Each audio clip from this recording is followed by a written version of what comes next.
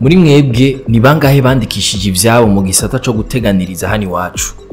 No kuvuga mu ma assurance. Ico nzi ntituza gusanga ari benshi.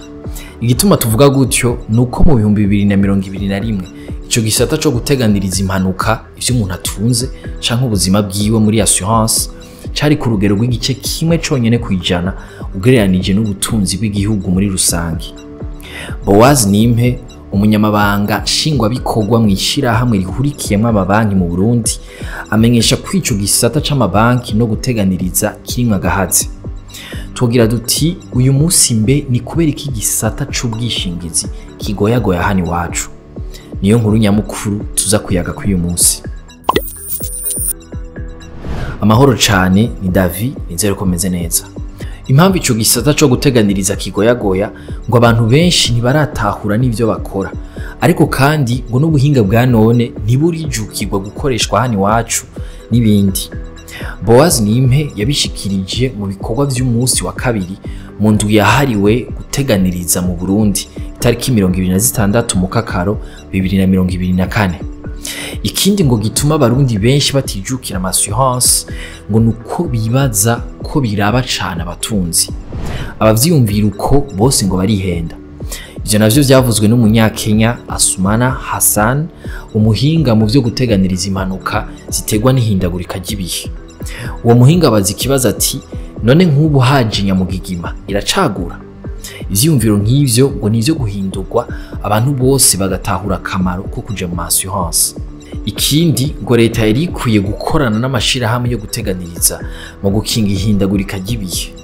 Umunyagihugu afise itongo we yotanga udufaranga duke nk'ibihumbi 2 canke ibihumbi 3 na kare wisorosoro igwiriri yija.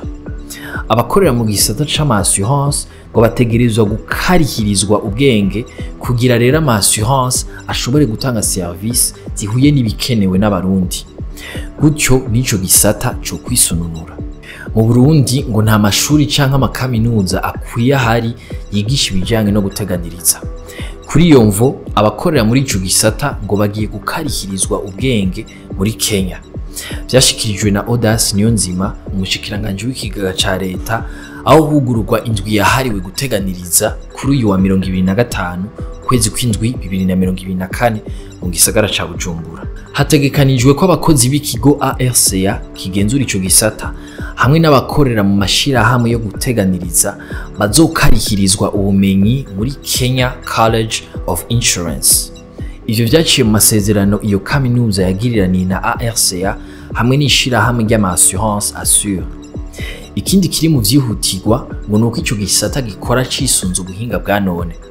Renova Gahungu arongoye amashirahamwe yo guteganiriza akorera mu Burundi avuga ko iyo ntambwe yotuma hahinduka vyinshi. Avuga nko kuzana kabirya no gukora ibishimwa ku ruhande rw'amashirahamwe yo guteganiriza, korosha ibijanye no gufata assurance hamwe no gusaba indishi ku bahuye n'impanuka, kugenzura vyoroshe ibijanye n'igisata c'ama assurance. Kuri iki ngo nkahajya umupolisi asaba kutwara umuduga amwereka ibijanye na assurance, ngo vyosaba ko umudereva atanga ikarata yiwe gusa, umupolisi agaca abona vyose uko vyifashe. Wibaza ko hakwiye gukorwa iki ngo ico gisata gitera imbere mu Burundi? Duhurire mu makommentaire dutandukira inkuru ngufi nazo.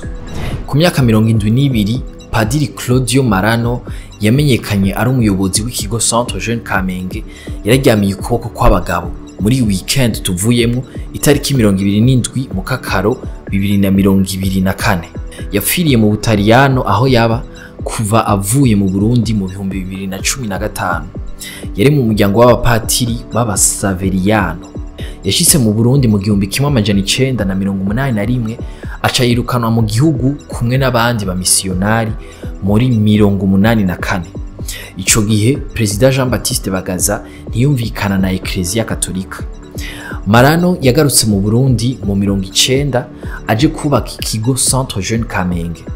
Ico kigo cari gifise intumbero yo guhuza urwaruka rwo mu buraruko bw'igisagara ca Bujumbura mu gihe hari cuka kitari ciza mu vya politike n'umutekano bivuye ku njyane z'amoko. Ico kigo cahavuye gitangura ibikorwa icese mu 1992, gica gishiraho inzu yo gusoma ibitabo, ibibuga vy'inkino n'inzu yakira ibirori. mu nyuma cugurura isamirizi Radio Colombe FM. Mu rwaruka rwafashwe mu mugongo n'ico kigo mu migambi yacu itandukanye yo gukuza impano z'abakiri bato, harimo abaririmbyi Kidumu Kibido, Steven Sogo, umwanditsi w'ibitabo n'amareresi akaba n'umunyamuziki Francis Muhire n'abandi. Umunyakenya Raila Odinga afise imyaka 79 yararungitse ivyangombwa asabwa nk'umukandida mu kibanza c'umunyamabanga mukuru w'ubumwe bwa Afrika. Vyabaye hirya y'ejo itariki 27 z'uku kwezi kw'indwi. Igikorwa cyo kwakira amadosiye kizorangira kuwa gatandatu Nyandagaro uno mwaka.